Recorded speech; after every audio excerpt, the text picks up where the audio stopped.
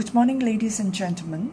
Today I'm going to present a research on a relationship between the sleeping quality and behavioral outcomes of UiTM Sembilan 3 student. This is part of a larger study carried out by an undergraduate students in UiTM Sembilan 3. My name is Nadia Dianatan Abdullah. I'm from the Faculty of Sports Science and Recreation, University of Technology, Mara, Negeri Sembilan branch, Sembilan campus in Negeri Sembilan. As we know that sleep is vital in one's daily life in order to maintain their health. Sleep quality is necessary as it enables one to fight infection, to support the metabolism of sugar, and also to increase the ability of individual to work efficiently and safely. This is according to the Healthy People 2015. The key indicator of good sleep quality according to the National Sleep Foundation 2019 are 1. Sleeping more time while in bed, at least 85% of total time.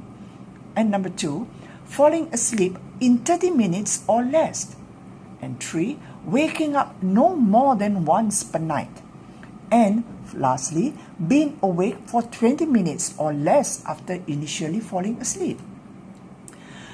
According to the Center of Disease Control and Prevention 2015, 1/4 of the US population does not get enough sleep, and roughly 1 in 3 adults get less than 7 hours of sleep per night.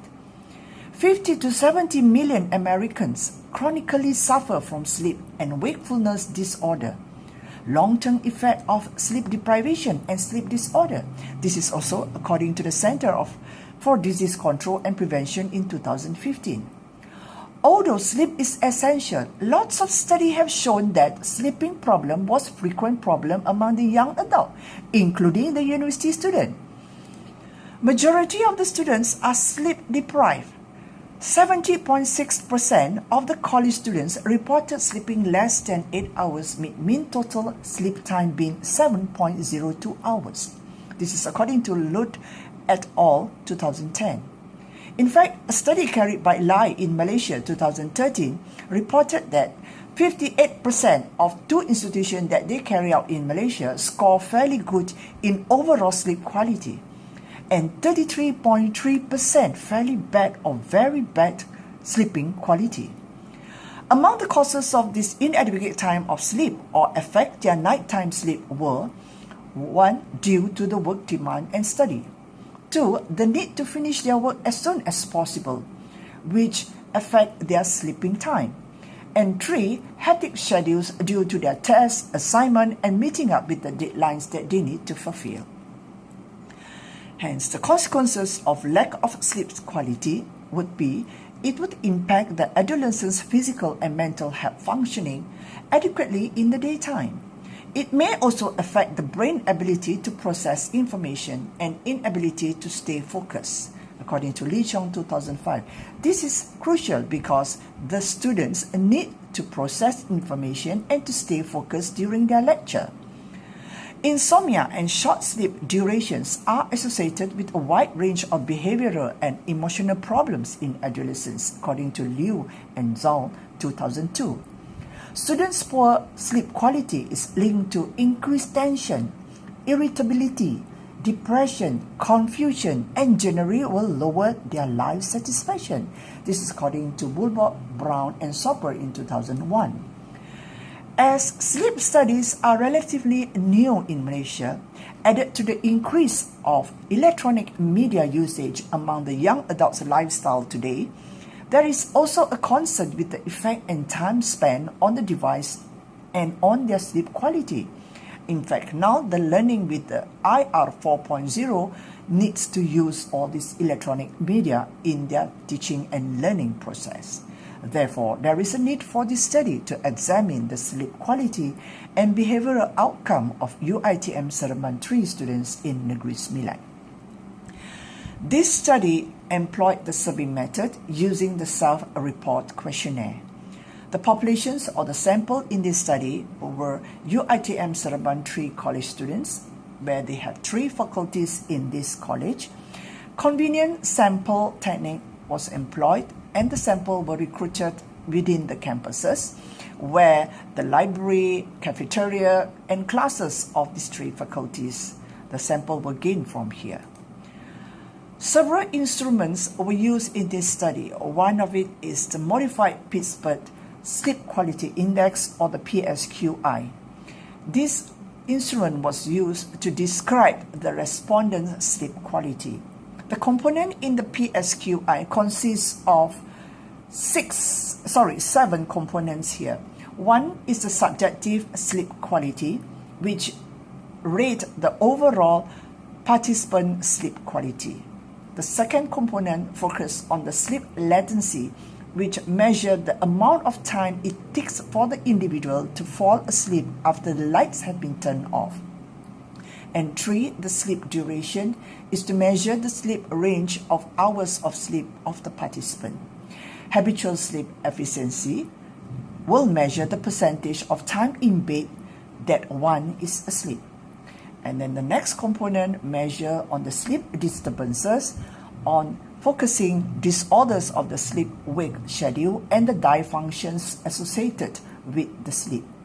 And another measurement component will be the use of sleeping medication to enable them to have quality sleep. Daytime dysfunctions component measure on the lack of enthusiasm to carry out daily functions and having trouble staying awake while driving, eating meals, attending lectures, or even engaging in social activities of the participant. In the PSQI, the participants self-rate each of these 7 areas of sleep. Scoring of the answer is based on 0 to 3 scale, whereby the 3 reflects the negative extreme and a global sum of 5 or greater indicates a poor sleeper. The second section, or the second instrument that was used in this study, is the Modified Adolescent Behavioral Checklist, or the ABZ. The ABZ is used to measure the respondents' behavioral outcomes, that is, on the behavior of the respondents' experiences in the past month and how frequent they experience this behavior. The principal components comprise of 6 factors, but some of the items are removed to suit the sample for this study. 1, it focuses on the conduct problems. 2, the impulsivity or the hyperactivity. And 3, poor work habits. 4, inattention. 5, emotional lability, which refers to the rapid or often exaggerated changes in the mood of the participant. And lastly, on the social problems. So 428 college students from UiTM Seremban 3 participated in this study. Out of the 428, 32.7% of the respondents were male and 67.3% of the respondents were female.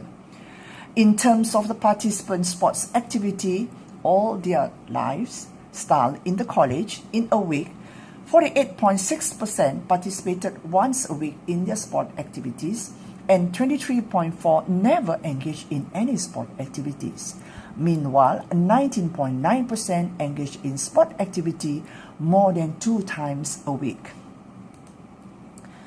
So this is a finding of the study. As we can see here, the sleep quality, very good overall, 59.1. The sleep latency, average, all equal. And the sleep duration, where we see that most of the participants sleeps between 5 to 6 hours with 53.5%.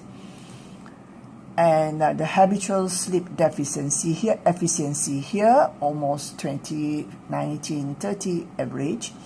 And the sleep disturbances, rarely of these participants rarely get the sleep disturbances of 66.1%.